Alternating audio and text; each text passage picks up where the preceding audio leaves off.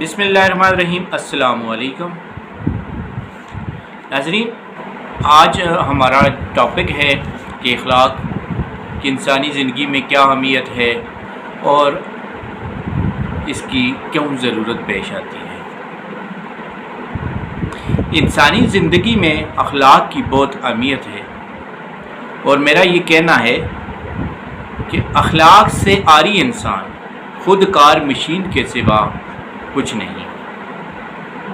جب انسان کی زندگی میں اخلاق نہیں تو وہ صرف حیوان ناطق ہی کہلایا جا سکتا ہے، یعنی ایسا حیوان جو بات چیت کر سکتا ہے۔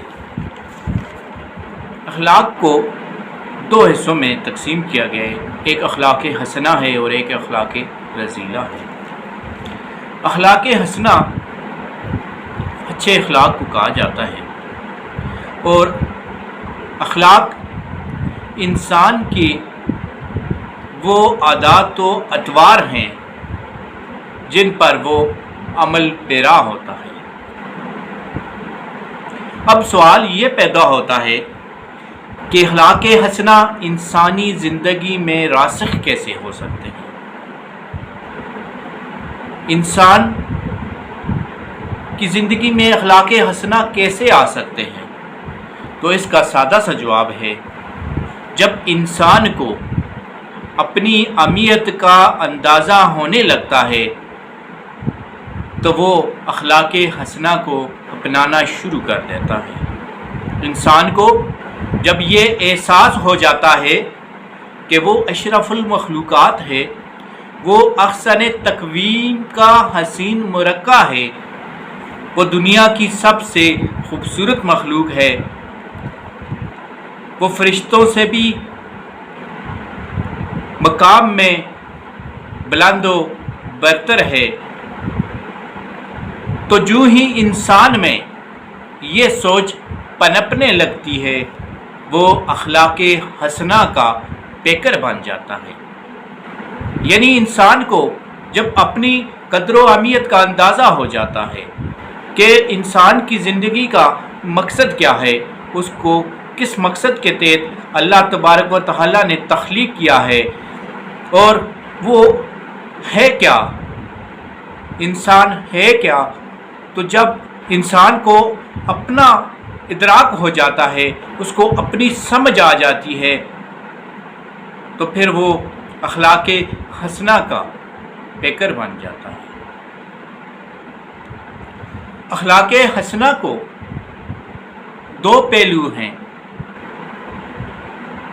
ایک کا تعلق ظاہر سے ہے اور دوسرے کا تعلق باطن سے ہے۔ یعنی ایک کا تعلق عمل و کردار کے ساتھ ہے اور دوسرے کا تعلق سوچ و فکر سے ہے۔ ایک شخص آپ کی عزت تو کرتا ہے لیکن وہ پیٹھ پیچھے آپ کے بارے میں برا سوچتا ہے، وہ آپ کے بارے میں برا بھلا کہتا ہے، یعنی آپ کے سامنے تو آپ کی عزت کی جاتی ہے لیکن اس کے دل و دماغ میں آپ کے لیے عزت نہیں۔ تو اس کا مطلب ہے کہ وہ جو اس کا ظاہری عمل ہے اس کے ساتھ ساتھ اس کی جو سوچ ہے وہ متوازن نہیں ہے، دونوں میں توازن نہیں پایا جاتا۔ تو اس کا مطلب ہے کہ وہ جو شخص ہے وہ اخلاق کا پیکر نہیں ہے بلکہ وہ صرف دکھاوا کرتا ہے۔ تو اخلاق کے حسنہ کے لیے یہ بات نہایت ضروری ہے کہ آپ کے ظاہری عمل و کردار کے ساتھ ساتھ آپ کی سوچ بھی مثبت ہو، تو یہ بہت ناگزیر ہے۔ اور اخلاق کے تین مدارج ہیں، اخلاق کے تین درجے ہیں۔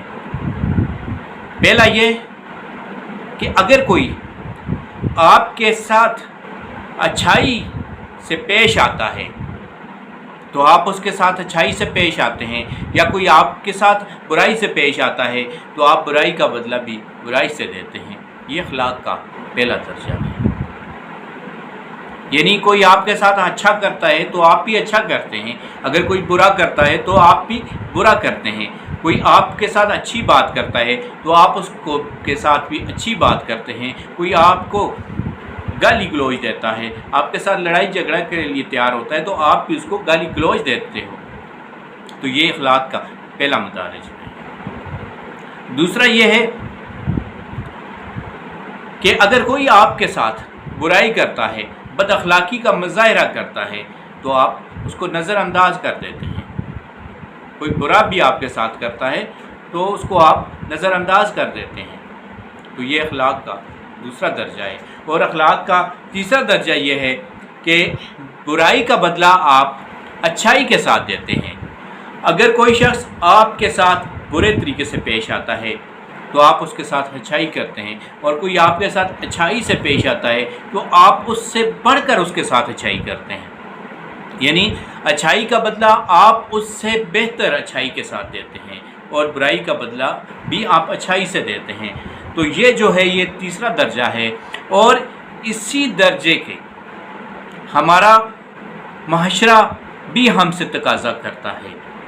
اسی درجے کے لیے ہمارے والدین بھی ہم سے یہی تقاضا کرتے ہیں کہ معاشرے میں ہم سب سے بہتر انسان ہوں۔ ہمارے والدین بھی اسی چیز کے متمنی ہوتے ہیں کہ ہم اس درجے پہ ہوں، اور پھر ہمارا اسلام اور ہمارے نبی اکرم صلی اللہ علیہ وسلم نے اپنی زندگی میں عملی کردار سے یہ ثابت کیا کہ مسلمان کے لیے یہی درجہ جو ہے وہ سب سے بہترین ہے، اور اسی کا حکم بھی دیا۔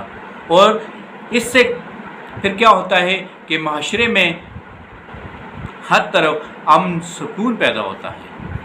ہر شخص دوسرے کے ساتھ برائی کے بجائے اگر اچھائی سے پیش آنا شروع ہو جاتا ہے تو پھر وہ معاشرہ جو ہے امن و آشتی کا گہوارہ بن جاتا ہے، اور انفرادی زندگی بھی پرکشش ہو جاتی ہے، پرسکون ہو جاتی ہے، اور جو معاشرتی زندگی ہے، جو سماجی زندگی ہے، جو پورے معاشرے کی زندگی ہے، وہ بھی امن و امان اور اعلیٰ اقدار